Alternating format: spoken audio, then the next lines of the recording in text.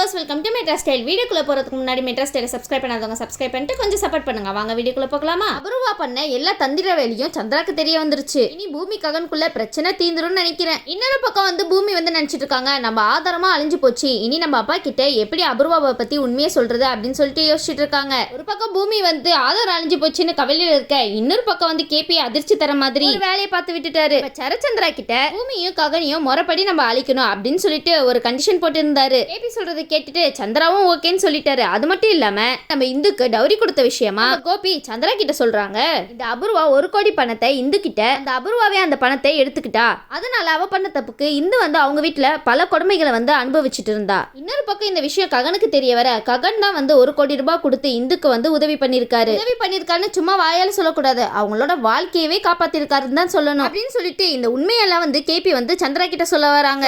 சொல்லுங்க அப்பயாவது அவங்களுக்கு இன்னும் பாசம் வரட்டும் ககன் மேல. இதை கேட்டு சந்திராவும் ரொம்ப அதிர்ச்சி அடைறாங்க. என்ன சொல்ற, அபூர்வா இப்படி பண்ணுவான்னு நான் நினைச்சு கூட பார்க்கல. இன்னொரு பக்கம் இந்துவும் சேர்ந்துட்டு சந்திரா கிட்ட எல்லா உண்மையும் சொல்றாங்க. ஆமா மாமா, அப்பா சொல்ற ஒவ்வொரு விஷயமே கரெக்ட் தான், நம்ம குடும்பத்தோட கௌரவத்தை காப்பாத்தினதே ககன் அண்ணா தான் அப்படின்னு சொல்லிட்டு இருக்காங்க இந்து. கேட்டு சந்திராக்கு ரொம்ப பயங்கரமா கோபம் வருது. சரின்னு சொல்லிட்டு சந்திரா என்ன பண்றாங்கன்னா, ஒரு பக்கம் அபூர்வா கூப்பிட்டு இதை பத்தி கேட்கலாம் அப்படின்னு சொல்லிட்டு அபூர்வாவை கூப்பிடுறாரு. உடனே சந்திரா அபூர்வா கிட்ட கேக்குறாங்க, என்ன அபூர்வா எனக்கு தெரியாம பல வேலைகள்லாம் பார்த்துட்டு இருந்திருக்கியாமே அப்படின்னு சொல்லிட்டு கேக்குறாரு. சந்திரா ரொம்ப கோவப்பட்டு, நீயும் ஒரு பொண்ணு பெத்தவ தானே, ஒரு பொண்ணு அவங்க புகுந்த வீட்டுல மரியாதையோட வாழணும்னா அவங்க வீட்டுல இருந்து என்ன கேக்குறாங்களோ அதை நம்ம கொடுத்துதானே ஆகணும். ஆனா இந்த விஷயத்திலேயே நீ இந்தோட வாழ்க்கையில போய் விளையாண்டு இருக்க, நீ பண்ணது நியாயமா இருக்கா அப்படின்னு சொல்லிட்டு ரொம்ப பயங்கரமா திட்டிட்டு இருக்காரு நம்ம சந்திரா அபூர்வாவை. உடனே சந்திரா அபூர்வா கிட்ட கேக்குறாரு, நான் உன்கிட்ட 1 கோடி ரூபாய் பணம் கொடு அப்படின்னு சொல்லி சொன்னேன்ல, ஆனா நான் உன்கிட்ட அந்த பணத்தை கொடுத்தோம், நீ எதுக்கு அவகிட்ட கொடுக்காம இருந்த அப்படின்னு சொல்லிட்டு கேட்டுட்டு இருக்காரு சந்திரா. இதை கேட்டு அபூர்வா சும்மா இருப்பாங்களா, உடனே ஒரு நாடகத்தை ஏற்பாடு பண்ணிடுவாங்களே. உடனே ஒரு நாடகத்தை ஏற்பாடு பண்ணி அழுது சாதிச்சிடுறாங்க. எப்படியோ கட்டத்துக்கு மேல சந்திராக்கு எல்லா உண்மையும் தெரிய வந்துருது. இந்த அபூர்வா இந்துக்கு எந்த ஒரு டவுரியும் கொடுக்கலன்னு சந்திராக்கு தெரிய வந்துருது. சந்திரா அப்போன்னு பார்த்து அபூர்வாவை அடின்னு அடிச்சு வெளுக்கிறாருப்பா. இதை தானே நாங்க இத்தனை நாளா எதிர்பார்த்துட்டு இருந்தோம், அப்படி போடுங்க, இவங்களுக்கு எல்லாம் இது பத்தாது, இன்னும் 4-5 சேர்த்து போடுங்க சந்திரா. அங்க இருந்து மருதாணி வந்துடுறாங்க. மருதாணி அடிக்கிறத தடுக்கிறாங்க.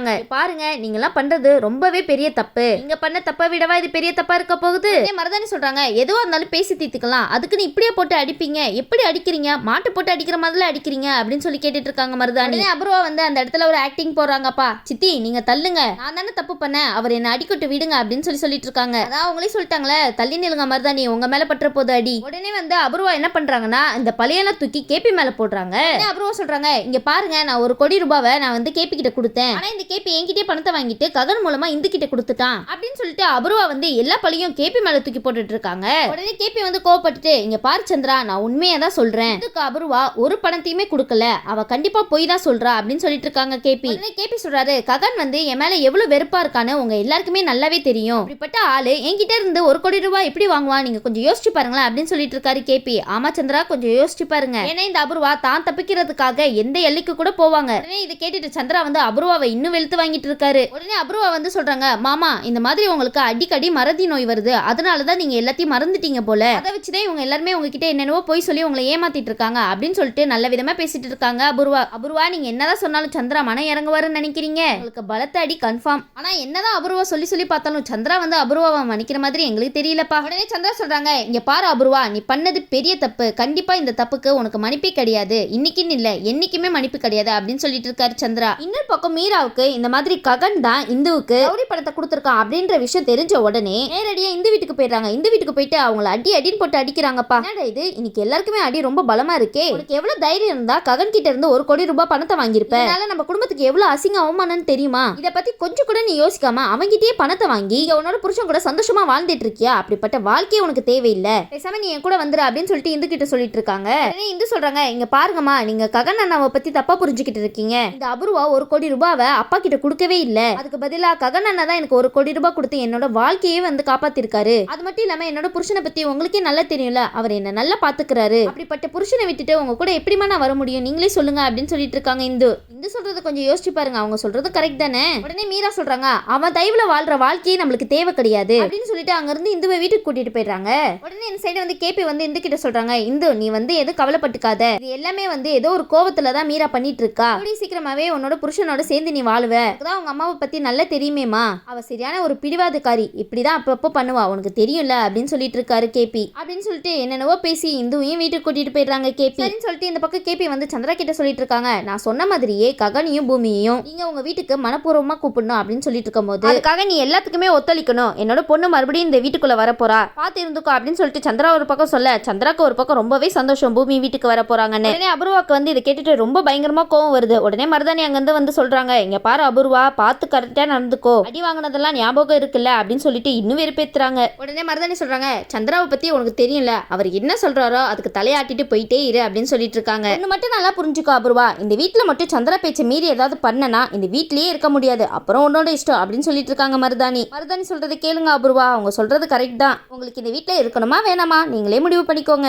உடனே இது கேட்டுட்டு அபூர்வா வந்து சொல்றாங்க மருதாணி கிட்ட, ஆமாமா நம்ம பூமி வந்து நம்மளோட பொண்ணு தானே, முறைப்படி அவளுக்கு என்ன செய்யணுமோ அதை செஞ்சிடுவோம் அப்படின்னு சொல்லிட்டு இருக்காங்க. உடனே அபூர்வா சொல்றாங்க, சரி நம்ம வந்து சீர் ஜாமான்லாம் கொண்டு போயிட்டு முறைப்படி ககனையும் பூமியும் நம்ம வீட்டுக்கு அழைச்சிட்டு வருவோம் அப்படின்னு சொல்லிட்டு இருக்காங்க அபூர்வா. என்னடா இது திடீர்னு மாறிட்டீங்க? உடனே இது கேட்டுட்டு கேபி சொல்றாங்க, அப்படி வா அபூர்வா வலிக்கு, நீ வந்து ககனும் பூமியும் சேரக்கூடாதுன்னு என்னென்ன வேலை எல்லாம் பண்ணிருப்ப, ஆனா காலம் பாத்தீங்களா எப்படி மாறுதுன்னு, நீங்களே போய் அவங்களை கூட்டிட்டு வர நிலைமைக்கு ஆயிடுச்சு அப்படின்னு சொல்லிட்டு கேபி வந்து ரொம்பவே சந்தோஷப்பட்டு இருக்காரு. உடனே கேபி வந்து நினைக்கிறாரு, நடந்த விஷயத்தை எல்லாத்தையும் முதல்ல பூமி கிட்ட சொல்லணும், அப்பதான் இன்னும் சந்தோஷமா இருக்கும் அப்படின்னு சொல்லி நினைச்சிட்டு இருக்காரு கேபி. உடனே வந்து கேபி சொல்றாங்க, பூமி நம்ம நினைச்சதெல்லாம் சக்சஸ் ஆயிடுச்சு, சந்திராவும் அந்த அபூர்வாவும் சீர் ஜாமான்லாம் கொண்டு வந்துட்டு உன்னையும் ககனையும் முறைப்படி அழைக்கிறதுக்காக அங்க வராங்க அப்படின்னு சொல்லிட்டு இருக்காரு கேபி. உடனே கேபி சொல்றாரு, நீ எப்படியாவது ககனை வந்து ஆபீஸ்க்கு போகாம தடுத்துரு அப்படின்னு சொல்லிட்டு இருக்காங்க. உடனே இதை வந்து பூமி வந்து சாரதா கிட்ட சொல்றாங்க, அப்பாவும் அந்த அபூர்வாவும் என்ன முறைப்படி வீட்டுக்கு கூப்பிட வராங்க அப்படின்னு சொல்லிட்டு பூமி வந்து ரொம்ப சந்தோஷமா சொல்லிட்டு இருக்காங்க. உடனே இது கேட்டுட்டு வந்து சாரதா சொல்றாங்க, இல்ல பூமி இது நடக்கிறதுக்கு கொஞ்சம் கூட சான்ஸே இல்ல, அப்பாவாவது சீர்ஜாமா எடுத்துட்டு வந்து ஒன்னையும் ககனையும் முறைப்படி கூப்பிடுறதாவது அப்படின்னு சொல்லிட்டு இருக்காங்க. உடனே வந்து பூமி சொல்றாங்க,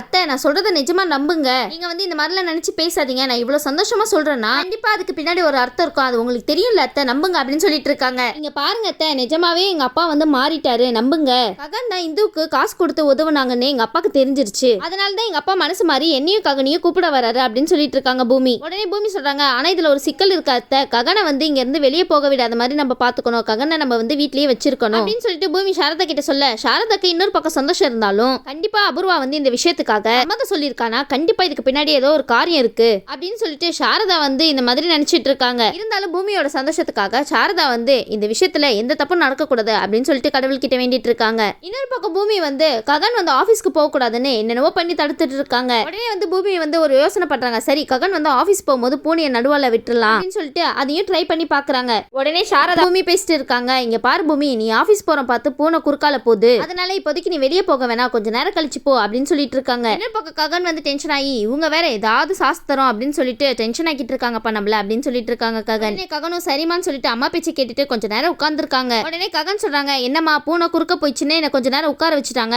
இப்ப எந்த பூனையும் வரல, இப்ப நான் கிளம்பலாம்ல அப்படின்னு சொல்லிட்டு கேட்டுட்டு இருக்காங்க. அப்படின்னு சொல்லிட்டு ககனும் வந்து ஆபீஸ் கிளம்புறதுக்காக போறாங்க. உடனே பூமி வந்து அந்த இடத்துல ஒரு பூசணிக்காவை போட்டு டப்புன்னு உடைக்கிறாங்கப்பா. உடனே இதை பார்த்துட்டு ககன் வந்து ரொம்ப பயங்கரமா டென்ஷன் ஆகுறாங்க. உடனே சாரதா சொல்றாங்க, இங்க பாருப்பா பூசணிக்காவும் உடைஞ்சு போயிடுச்சு, இதுல இருந்தே உனக்கு தெரியலையா, இப்போதைக்கு வந்து நீ ஆபீஸ் மட்டும் இல்ல எங்கேயுமே போகாத அப்படின்னு சொல்லிட்டு வீட்லயே உட்கார வச்சிடறாங்க. பரவாயில்லையே ரெண்டு பேரும் எதாவது செஞ்சு ககன் ஆபீஸ் போகாம தடுத்துட்டீங்களே. உடனே வந்து ககன் யோசிச்சுட்டு இருக்காரு, ஏன் இவங்க ரெண்டு பேருக்கு என்னாச்சு இன்னைக்குன்னு பார்த்து ஏன் இந்த மாதிரி பண்ணிட்டு இருக்காங்க அப்படின்னு சொல்லிட்டு டவுட் வருது ககனுக்கு. ரெண்டு பேரும் சேர்ந்தாலே எனக்கு தான் டென்ஷன் ஆகுது, ஏதாவது பண்ணிட்டே இருக்காங்களே அப்படின்னு சொல்லிட்டு இருக்காரு ககன். உடனே வந்து ககன் வந்து இதுக்கு மேலே வெயிட் பண்ணா வேலைக்கு ஆகுது, ஆபீஸ்க்கு டைம் ஆகுது அப்படின்னு சொல்லிட்டு விறுவிறுன்னு வேகமா போறாரு. ஆனா சாரதாவும் பூமியும் சேர்ந்து ககனை தடுக்க எவ்வளவோ முயற்சி பண்றாங்க, ஆனா ககனை தடுக்கவே முடியல. ககன் கரெக்டா விட்டு வெளியே போயிட்டு கார்ல ஏறாரு. அப்பன்னு பார்த்து சந்திரா அபூர்வா கார் வந்து வீட்டு வாசல்ல நிக்குது. உடனே இதெல்லாம் பார்த்துட்டு ககன், சாரதா, பூமி, அபூர்வா எல்லாருமே வந்து ஷாக்கிங்ல இருக்காங்க. எல்லாருமே ஒரே நேரத்துல மீட் பண்ணிருக்காங்க. இந்த சீன் ரொம்ப சூப்பரா இருக்கு பாக்க. உடனே பூமி யோசிக்கிறாங்க, ககன் இதுக்கப்புறம் என்ன பண்ண போறாருன்னு தெரியலையா அப்படின்னு சொல்லிட்டு எல்லாருமே வாயடிச்சு போய் நிக்கிறாங்க. இன்னொரு பக்கம் வந்து சீர் ஜாமானோட வந்து இறங்குறாங்க.